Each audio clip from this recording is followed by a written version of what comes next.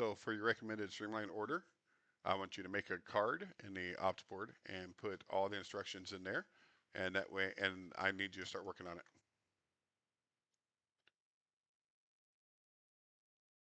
What's up, Austin? I am, what you're seeing right now, that's what I'm building. This whole UI here to run multiple agents at once. I could run swarms. I could create a swarm launch where I can have up to 50 different agents to go in and swarm my project and do whatever I need it to do. I can run multiple agents here. Right now I got 5. I could run as many as I want, but it does get smaller and harder to look at. Um, I have this Kanban card design here so I can see what's being worked on, what's been completed, what's been tested. So that's what I'm building.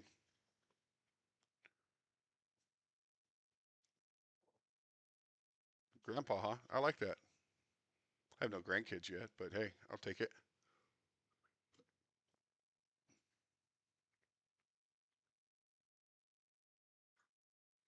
Yeah, I just started building this today.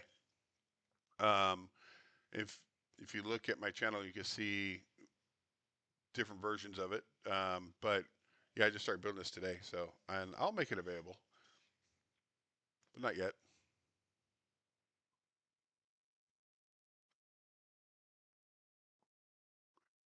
What I do have, if you're able to access it, this is my other app. This is called Plyrium.com, and this is I built this. I started 10 days ago on this, and it's a full functioning SaaS right now in the cloud. Where if you work in any of these industries, or if you're a business owner of a plumbing, electrical, HVAC, doesn't matter which one, pest control, and you need a tool to manage your whole back end, your receptionist. This is all set up for that. We can manage your customers, invoices, quotes. It's got a whole back end system here. This is what it looks like here. You can manage your schedules. You could dispatch to your techs out in the field. I even have a Android app for it, and working on the iOS app.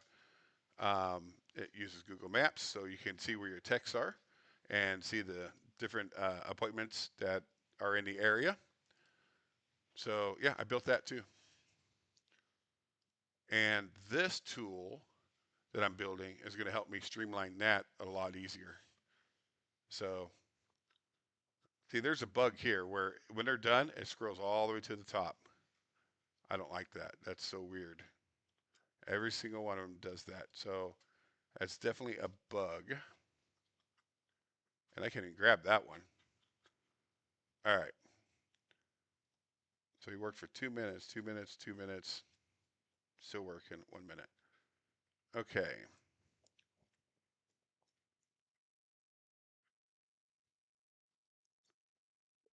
Go ahead and create a card in the ops board on all the missing skills. It's going to be a project. So um, make sure you detail everything, put it in a card, and that way the next agent can pick it up and start working on it.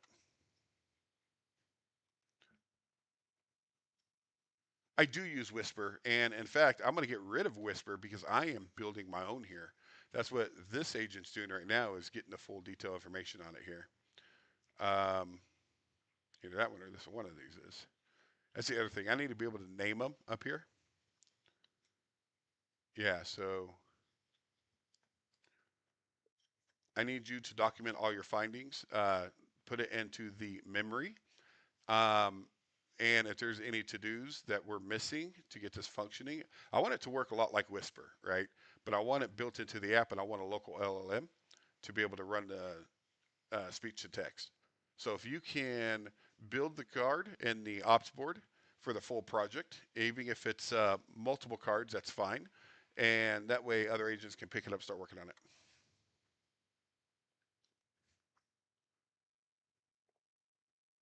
Well, if you go to plyrium.com, that's my website. It's a SaaS, but I don't have this built yet. I'm going to actually, when this is not even version 1.0 yet. When I get to version 1.0, I'm going to have this released for you guys.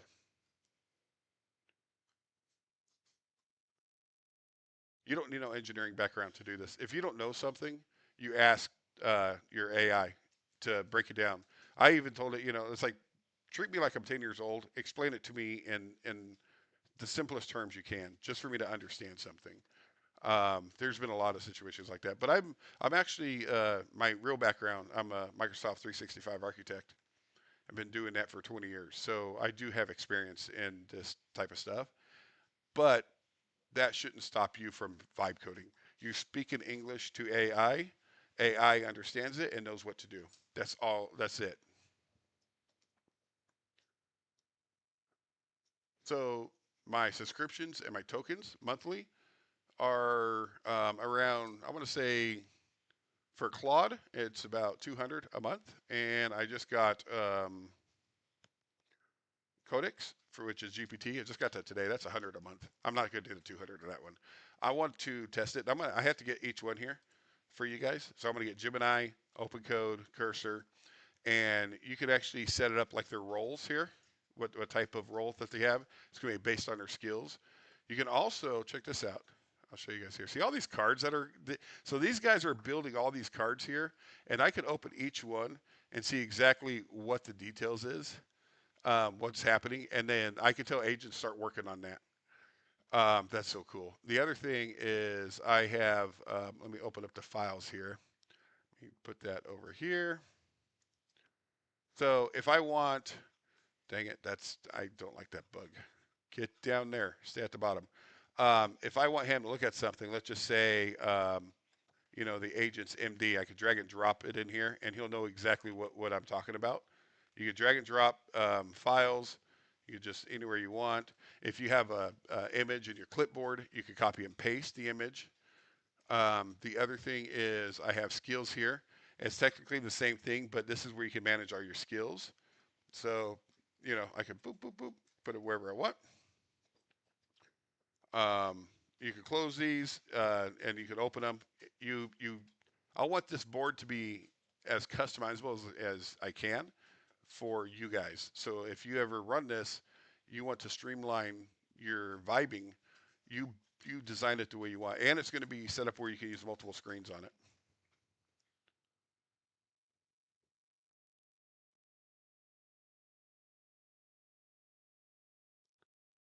They're using Lovable. I've never heard of it. I don't know anything about it. So yeah, so in the back end, there's two. Let me show you the file editor here. That's the other thing. This has a full file editor. Let me pull up the files here, and then let's pull up the editor, which is right here. Let me bring that over here. So I do use Rust, but not for everything. So most of it's TypeScript. A lot of the UI and the interface is TypeScript. And the back end, which is the Tauri, that is Rust, right? This is my Rust config. Here's the code here, and this, by the way, this I built this from scratch. It's a lot like VS Code. You could actually scroll through here. It does, it's not perfect, but it actually does TypeScript. And so if I type "Hello World," it should, well, that didn't do it. It should give me like a little squiggly line if it doesn't belong there, or if there's an error with it. So, and of course it won't with, yeah, see, it's not doing it there either. So that's a bug. It works with TypeScript. Maybe I didn't get it included for the rest, but I will. I'll get it working.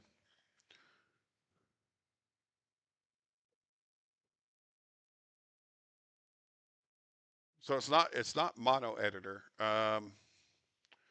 It is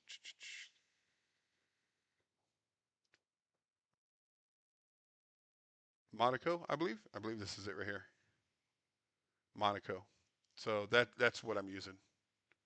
If that's what you meant to say, then yes. So the TypeScript Electron's fine. It just, to me, it's buggy. I don't really care for it.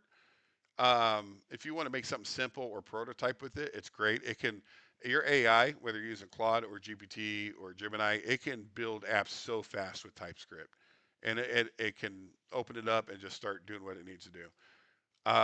When it comes to Rust, it's Rust actually doesn't allow it to make errors or mistakes in a lot of ways that TypeScript does.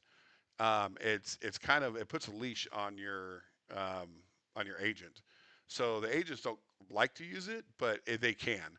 And in fact, my next version after this, it's going to be 100% Rust. Everything's going to be native. I have to rebuild the terminals. I have to rebuild the motto and put it all inside of Rust. And I've already started that, and it's not quite where this is at, but I wanted to get this built, and then I'm going to use this to build the Rust one. So it's 100% Rust.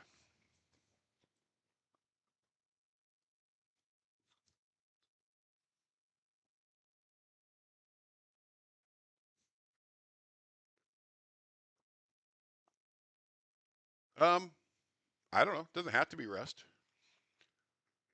It could be C++. It could be C. I mean, it doesn't matter. I just picked Rust because what I like about it is it won't compile if there's issues. It it checks you on that. And when I'm vibe coding, there's going to be issues, and I want them caught before they get released. That's my main goal. Rust is a very hard language to read, learn, write. I don't want to do it, but if the AI is willing to do it, I sure. Let's look at the cards here. Let's see what's going on. So the memory, I'm going to have a full visualized memory here. In fact, you can barely see it here. This is kind of bugged out. And if I look at the editor here, I should be able to see what their memory is. And what's neat about this, so each one of these is a vault, a container. And if I just want the AI just to access just the API vault, right, and learn everything about the API, that's his memory for it. I could do that. However, the inside the vault, they are linked where you could jump from one vault to the next if there's a reason to. Let's just say you're doing a database, but there's an API that accesses your database, and you want to get information on that. You're not restricting the AI just to use, instead of having him go back to the root and then go to the database and look inside the API. He can actually go straight to where he needs to in the database, if that makes sense. It's supposed to streamline it, especially for their memory. The other part of it, the other part of the memory that I'm going to be doing is the ops board here. So the agents, they're going to be able to create these cards, and each one of these is like a to-do list or a project or a backlog. You could um, streamline your projects with this, or a lot of your AIs can work on either multiple at once. So it looks like there's one being worked on right here. So one of my agents is working on this.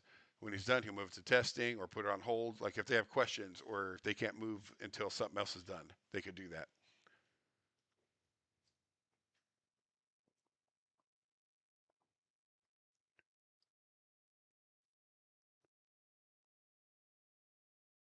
All right, I forgot what I had all these guys do here. Let me go back here. Implementing the to-do card, moves complete. What? So you completed that card? You actually did the entire task already? I need you to do a full review. And in fact, I need you to spin up two agents, and I want them to do the full review on the work you just did.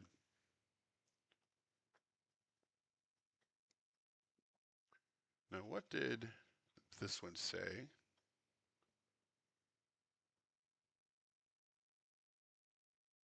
I vibe coded it. In fact, this is where I built the start of it. This right here.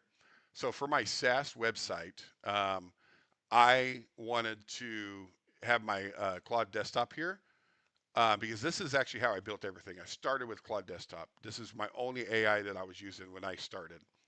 So I had my Claude desktop.